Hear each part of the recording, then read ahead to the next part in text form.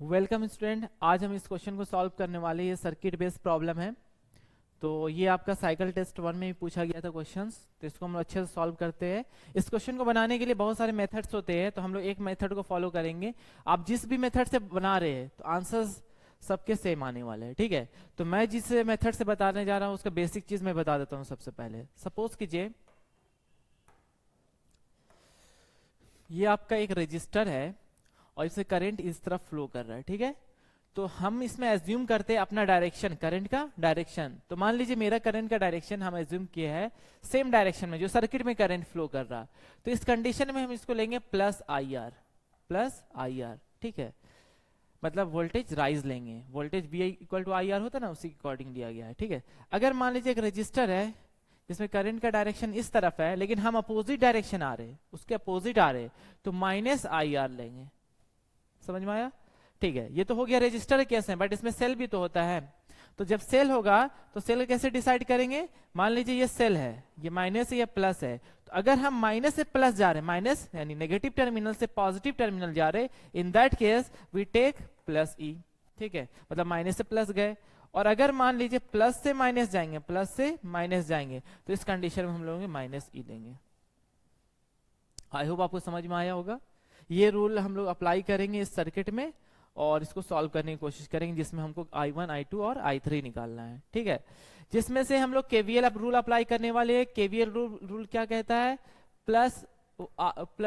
Plus minus I R equal to summation of plus minus EMF. ये rule apply करने वाले हैं हम लोग, ठीक है। तो इसको सॉल्व करेंगे। तो इसमें देखिए जब इसको सॉल्व करेंगे तो केवीएल अप्लाई करेंगे हम लोग। तो पहले फाइंड आउट करेंगे कितना लूप्स है इसमें। देखिए घेरा, लूप बेसिकली घेरा होता है। तो फर्स्ट ये हुआ, सेकंड ये हुआ, तो फर्स्ट लूप ये हुआ, सेकंड लूप आपका ये हुआ, ठीक है। तो इसमें हम क्या करेंगे, सबसे पहले अपना डायरेक्शन प्रोवाइड करेंगे। मान लीजिए हम क्लॉकवाइज ले लिए, क्लॉकवाइज डायरेक्शन है, इसमें भी क्लॉकवाइज लेना पड़ेगा। अगर इसमें क्लॉकवाइज लिए तो इसमें एंटी क्लॉकवाइज नहीं लेंगे, ठीक है। इसमें भी क्लॉकवाइज लेंगे। अगर इसको एंटी क्लॉकवाइज लिए तो इसको भी एंटी क्लॉकवाइज, दोनों को सेम लेना है। ये रूल के अकॉर्डिंग जो मैं बताने जा रहा हूं, ठीक है।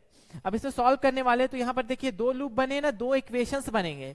इससे एक इक्वेशन निकलेगा, दूसरा इक्वेशन इससे निकलेगा। फिर उसे सॉल्व करने के बाद हम वैल्यू निकालेंगे I1, I2 और I3, ठीक है। तो सबसे पहले हम लोग केवीएल रूल अप्लाई करने वाले हैं किरचॉफ्स का। तो फर्स्ट ये लूप में अप्लाई करेंगे, फिर सेकंड इस लूप में। तो इस लूप का नाम क्या हुआ? ABCDA।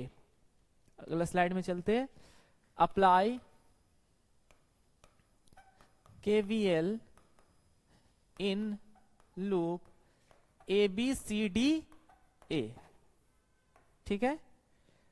ABCDA अब इसमें अप्लाई करने वाले हम लोग। तो यहां देखिएगा, इसमें पहले फाइंड आउट कीजिए कितने रेजिस्टर्स है टोटल रेजिस्टर्स कितने हैं। तो यहां देखिएगा आपका एक रेजिस्टर ये है, इसका नाम R1 दे देंगे। अगर नहीं दिया नाम, इसका नाम दे देंगे हम लोग R2 और इसका नाम दे देंगे हम लोग R3। सेल है, इसका नाम दे देंगे E1, इसका नाम दे देंगे हम लोग E2। समझ में आया? तो इस लूप में, फर्स्ट वाले लूप में कितने रजिस्टर? 2 रजिस्टर। तो उसका पहले निकालेंगे। देखिए जब मेरा डायरेक्शन इधर जा रहा, हम जो चलाए डायरेक्शन इधर जा रहा, और सर्किट का डायरेक्शन उल्टा है यानी अपोजिट डायरेक्शन में आ रहा, तो क्या हो जाएगा? माइनस होगा। क्या होगा? माइनस। तो हम लोग क्या लिखेंगे इसमें?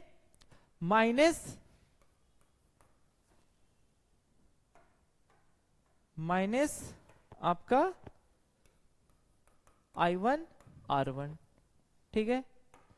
फिर यहां देखिएगा माइनस I1 R1। देखिए करंट I1 फ्लो कर रहा है ना। अब देखिए इस रजिस्टर में आते हैं, हम ऐसे आ रहे और ये ऐसे जा रहा, तो ये भी तो अपोजिट डायरेक्शन है ना। हम ऐसे आ रहे ना, मेरा लूप ऐसे ना चल रहा और ये ऐसे जा रहा, तो क्या होगा? इस कंडीशन में भी क्या होगा? माइनस होगा। 2 है ना, तो नाम क्या हो जाएगा? Minus I2 R2। और बताइए कोई रजिस्टर है? और कोई रजिस्टर नहीं है। अब उसके बाद सेल है, देखिए इक्वल टू लगाएंगे सेल से। तो इक्वल टू जब सेल लगाएंगे, देखिए हम कैसे जा रहे हैं, पहले इसको देखते हैं। प्लस से माइनस, प्लस से माइनस, तो हम क्या लेंगे उसमें बताइए? तो माइनस चले गए ना, तो माइनस E1, ठीक है।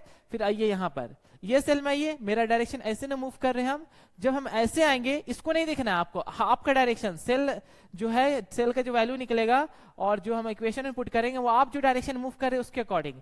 तो आप ऐसे आए माइनस से प्लस, तो इसमें क्या हो जाएगा? Plus E2। आई होप समझ में आया इस इक्वेशन को कैसे हम लोग लिखे।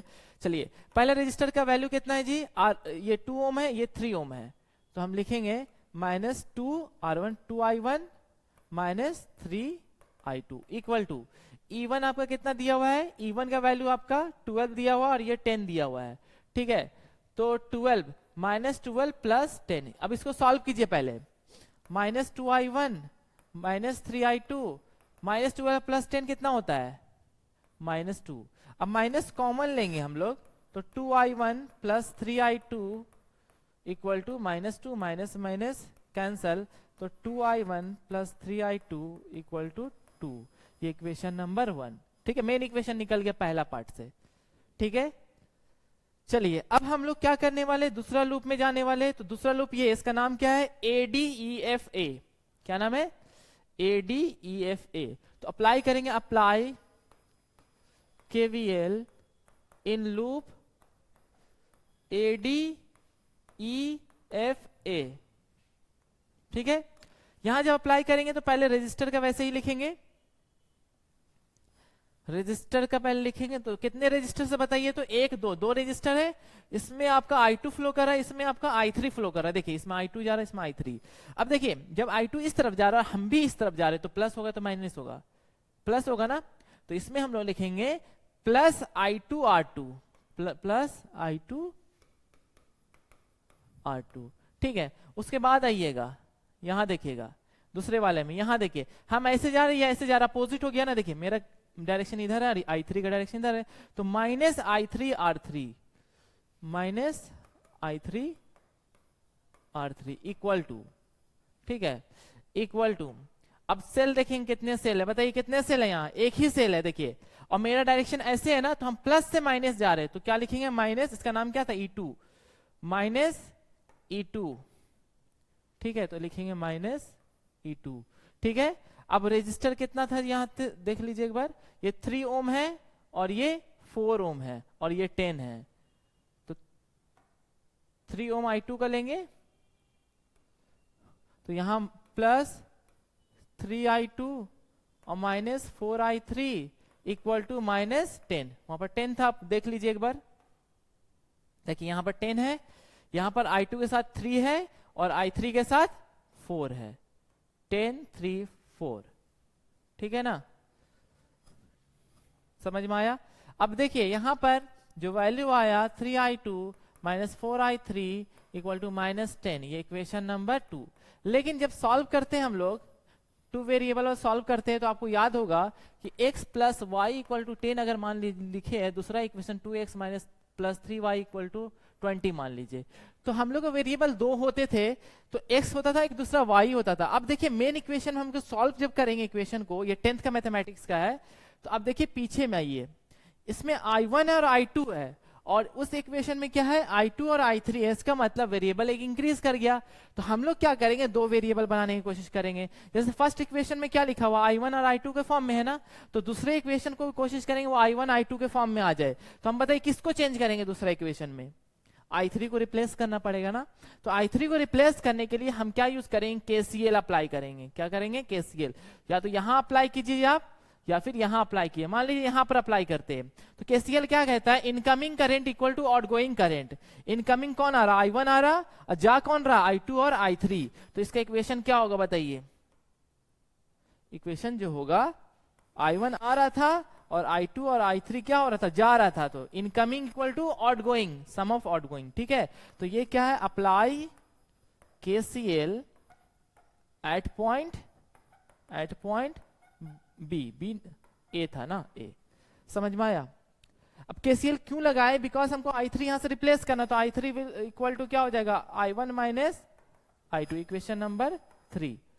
Putting the value of equation 3 in equation 2, putting the value of equation 3 in equation 2, बताइए कितना हो जाएगा, 3I2 माइनस 4 I3 का वैल्यू क्या, I1 minus I2, I1 minus I2 equal to -10,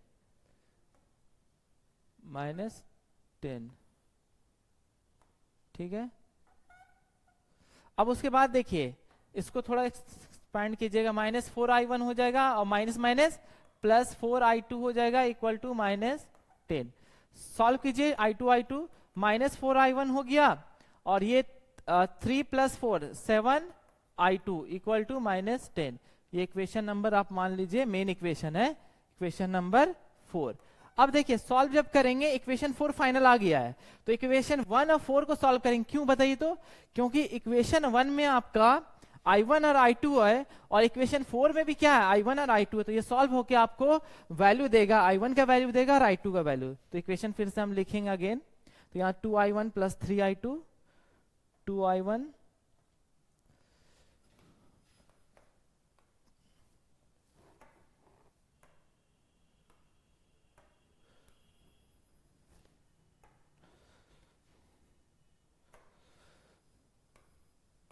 2I1 + 3I2 equal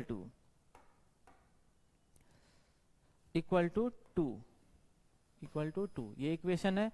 और दूसरा इक्वेशन आपका -4I1 + 7I2, -4I1 + 7I2 equal to कितना है, -10। अब इसको सॉल्व करने वाले हैं। देखिए सॉल्व जब करेंगे तो या तो आप इसको भी काट सकते हैं, सिर्फ इसमें क्या करना पड़ेगा, 2 से मल्टीप्लाई करना पड़ेगा।